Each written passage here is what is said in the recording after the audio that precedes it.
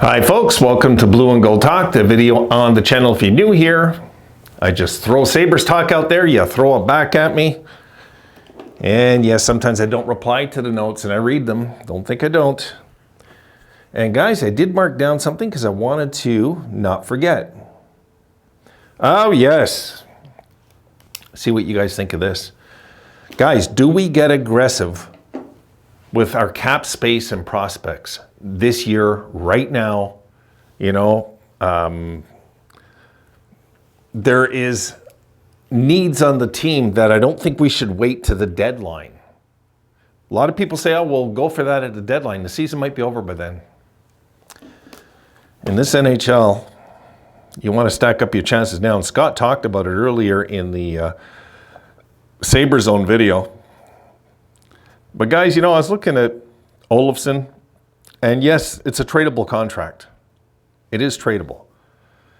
I'm sure he would score goals on a team like Anaheim. I'm sure of it. They would probably need the help since Zegras is a ghost this year so far.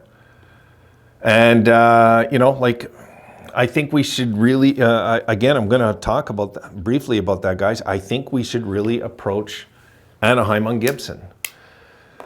And if we can clear out that contract, well, not just have cap space, because we really wouldn't need it, really, this year. But, you always should have it on hand, especially at the deadline if the Sabres need to make a push. Because I think this is the year we got to get in. We got to get in this year. We cannot fail this year and not get in. And it not have maybe irreversible effect of trust with the fans in Buffalo. Because the fans in Buffalo are fed up. As any team would be, we have suffered worse than any team in NHL history when it comes to playoffs. No team has ever suffered like us fans. None. So people could say all the bad things they want about the Sabres, but they also have to take into consideration that our fans deserve a break more than any other fans in the entire NHL right now, this moment. So I think if we made a step and approached it that way in the right direction of a trade, because I think we could trade out somebody like Olofsson for Gibson if we threw in a first rounder and a prospect. I think they'd do it, and we would have to tell them, listen, you got to take him off our hands because we have to bring him over. We want to maybe keep 3 goalies on the roster this year, and we need to open the roster spot. And there's all sorts of things we'd have to, I don't think that we'll go that route, but we might. We might. They might want UPL back. We might have to toss UPL in that deal. But if we can get a steady goalie like Gibson, I say do it. I don't care what his previous stats said from the past few years. I look at the main stats, goals against average, save percentage. And he had decent numbers on a horrible team. A horrible team, guys. Horrible. So, let's be honest here. Not many goalies can go on that team and have a 900 save percentage in this entire league right now, this minute. I think we've got to go this route. We've got to look at this and say we can't fail this year. This year, the boys got to get in this year, guys. We got to get in the playoffs this year. As this season unfolds, I'm feeling it. Even with a channel, I'm feeling it. The stress of it. It's like we got to get in. We can't keep sugarcoating failing. We can't. Now, other players that are struggling. Krebs comes to mind right away, okay? His numbers come to mind right away. I believe he has the same numbers as Olofsson. He has 1 assist. And I get Krebs they got him in a defensive role. I get it. But, okay, we got him in that deal with the idea that we're going to get him for his offense.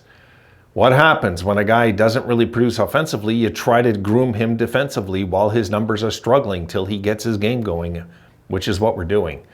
I don't think we're trying to turn him into the next Guy Carbonneau, guys. I don't think that's what we're trying to do with Krebs. Wouldn't make any sense. He has offensive flair. So at some point, we've got to get him going, or he's one of those young pieces we might have to move out.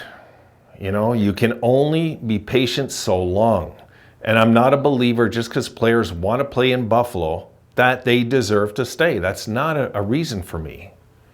They have to produce or else they got to go. You know, if we're going to talk about the veterans, well, you know, the veterans are making not much money. Neither is Krebs. I get it. But Krebs is, you know, supposed to be coming into a contract that's supposed to pay him more than those older guys. And I don't think he's earned that numbers-wise. I just don't.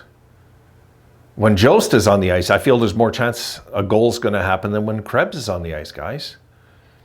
You know? So, I don't know. Krebs is something we got to talk about. We can't keep pretending he's not producing, because he's not. And, you know, you got to be merciless. This isn't about maintaining friendships. This is about winning a Stanley Cup.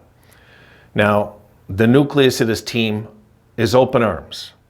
It's a family. They welcome everybody in. I've got no problem with that whatsoever. And sometimes you have to say goodbye to some of those friends because the main goal, the main objective is to win a championship. And to do that, you got to cut the cord sometimes with certain players and say it's just not working here. You know, and I'm not saying Krebs won't work out. Krebs shows leadership signs. There's things I like about Krebs. There is. But at what point do we not talk about him that he's basically offensively a ghost? Because he doesn't bring anything to the table offensively, guys. And numbers-wise, we need numbers from our youngsters especially. If this team is headed to a Stanley Cup, I need to feel good about who we have. Let's face it, guys. We have all this young talent, right, down below. We cannot afford to eat up roster spots because this is the guy we held out for to get the Jack Eichel deal done. We want to get Peyton Krebs, remember? We needed to get him in that deal, and we weren't going to do it, and they let go of him. And right now, it hasn't looked good, Krebs in Buffalo. Keep in mind, young, 22, 23, you know? So he's not old by any stretch. Things can turn for him. So this is just one, I'm just voicing my concerns right now. It's coming to mind. I really, the goaltending thing, I think I've touched up enough on it tonight. I'm all for getting a veteran goalie on the team. I'm all for it. We've addressed the hitting department this year. We've addressed that. I'm happy with that. There's more aggression on the team this year I like. And I'm willing to put up with Clifton's mistakes till he gets his feet really wet with the team if he's going to be knocking guys down the way he has. I'm okay with it, really. So I'm good with him making some mistakes if he keeps that aggression going, because we need that. We need that on this team. I don't think it'll be a problem eventually. Clifton and Johnson, I think, will fit in real nice by the end of the year.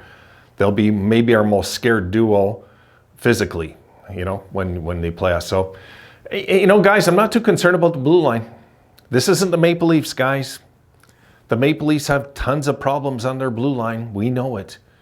You know, they're so top-loaded, though, that, again, you know, we're top-loaded also.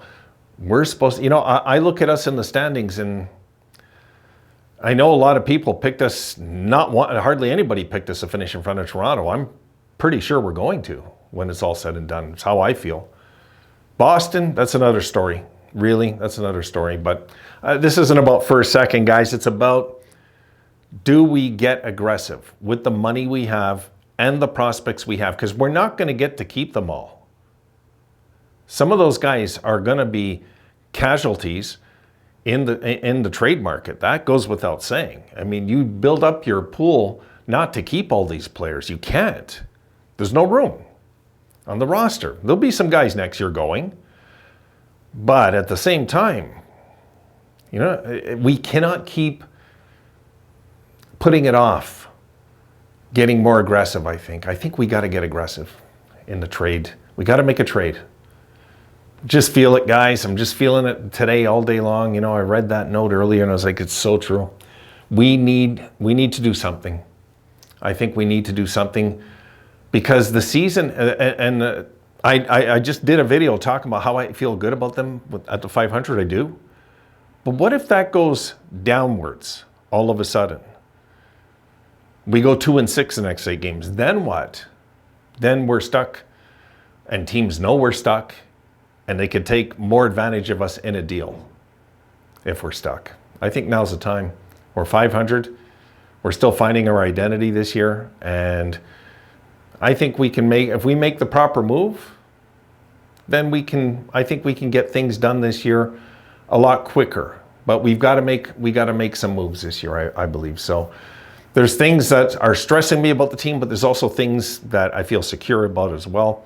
I like that we're just a bit of a meaner team this year. Feels good. Makes me feel secure as a fan. But I do realize that there is a power play issue with the team so far, which could change. And there's also a potential goaltending issue. One goalie gets hurt. We're kind of stuck, guys. So I think we should look at that too. Anyway, I've yacked about the same things today because all of these things are kind of on my mind, close to the same things. What do you guys think? Should we get aggressive with our cap money? You know, and we especially if we can move out Olofsson in a deal that makes sense to that team. They're going to take him for 1 year.